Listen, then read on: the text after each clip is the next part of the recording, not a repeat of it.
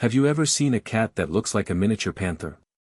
Today, we're diving into the world of Bombay cats, sleek, muscular felines with striking appearances. Bombay cats were developed in Kentucky by Nikki Horner in the early 1950s. She crossed a black American Shorthair with a Burmese to create a cat resembling a mini panther. The Bombay has a jet black coat that is shiny and resembles patent leather. This unique coat, along with its copper eyes, gives it the mini panther look. Despite their wild appearance, Bombay cats are known for being affectionate and gentle. They love human interaction and can be quite clingy, often referred to as Velcro cats.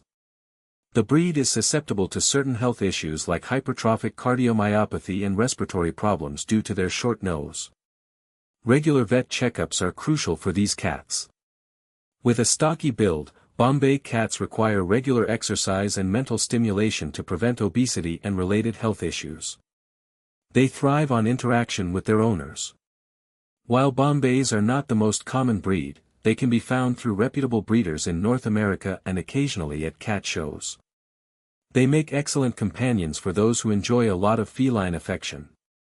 So there you have it, the Bombay, a mini panther with big personality.